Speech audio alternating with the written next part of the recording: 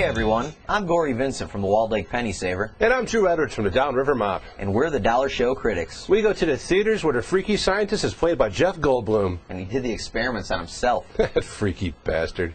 And this week's Dollar Show is Splice, the sci-fi horror film about a married couple of genetic scientists, or Splice Masters as one character calls them, named Clive and Elsa, in a nice nod to the original Bride of Frankenstein. Clive is played by Adrian Brody, who seems to have an endless supply of hip t-shirts in this thing, and his wife Elsa is played by the fine Canadian actress Sarah Polley. She's got some hip t-shirts as well. Clive and Elsa, their specialty is mixing the DNA of different species to create whole new species. Their latest project, they've created these two slugs, like these slimy slug-looking things. Blob. And apparently they contain some sort of protein that's very useful Profitable. it's useful as like a feed for livestock. They're supposed to debut these two slug things, you know, to all the drug companies in order to get more money and funding for this thing. But what they really want to do is go to the next stage, which to them is to mix human DNA in. Along with all this animal DNA. Along with all this animal DNA to get some whole new crazy thing. Now, of course, their bosses, they don't really want them to mix any human DNA. But of course, you know, Sarah Polley, being the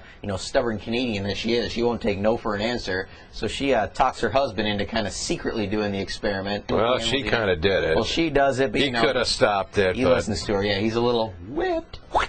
And as it turns out, their experiment is a success, sort of. I mean, they end up producing this thing that kind of looks like a jumbo sperm at first. In a few days, it's like a bald-headed mutant chicken-looking thing. Yeah. And then, a few weeks later, it's a hot bald chick. So they named this hot mutant girl Dren, and, Sarah Polley, she takes to it just like a mother. By the way, Adrian Brody's brother works at the same genetics lab, and he kind of looks like he could be Adrian Brody's brother, actually, in a nice bit of casting. But he also kind of looks like he could be Dax Shepard's younger brother. Deuce Shepard. But they end up getting the chick Dren out of there, and they move her into this old dilapidated farm. The thing takes some real kinky plot turns from there on. I don't want to spoil some of the surprises. But all in all, I found this a pretty interesting story. It was well acted, well shot, and had some pretty impressive special effects. What do you think, Drew? Gory, I liked this movie for the first 45 minutes. After that, it kind of went off the deep end for me, and it really didn't come back because...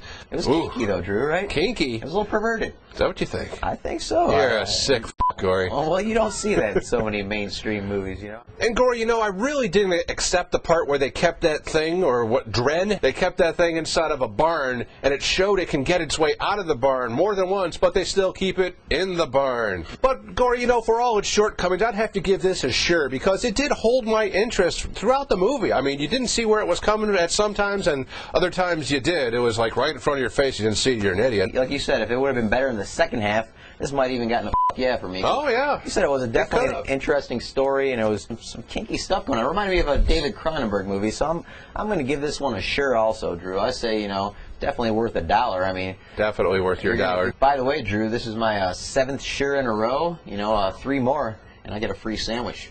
Well, you've been dishing out those sures. I have, but they've been pretty good movies. I'm not just doing it for the sandwich people. These have been pretty good. Where's mine? Well, you got to know people.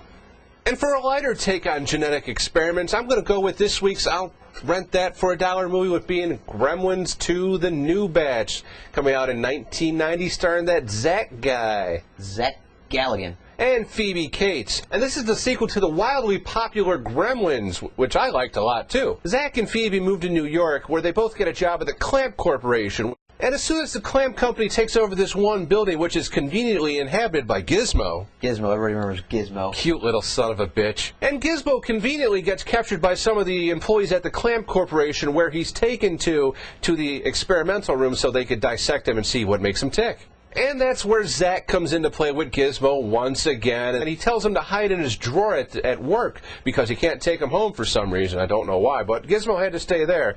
And of course, overnight, he's hit by water. What happens then? More gremlins. And a great role by Tony Randall here with his voice playing the sophisticated gremlin. The brain gremlin, I think they call him. Gory, I really enjoyed this movie because it was more comedic.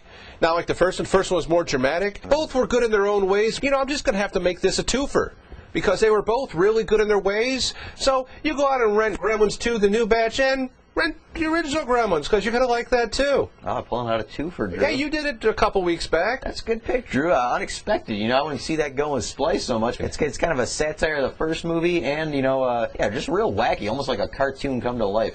And not as much violence, though. More comedic. Definitely, I'd say more kid-friendly. But ironically, this one is rated PG-13, whereas the original, which was much darker and inspired more of a the PG-13 rating. Yeah, it was only PG, but that's a good unexpected pick there, Drew. I think it was underappreciated at the time. And we'll be back next week for another Dollar Show and another DVD.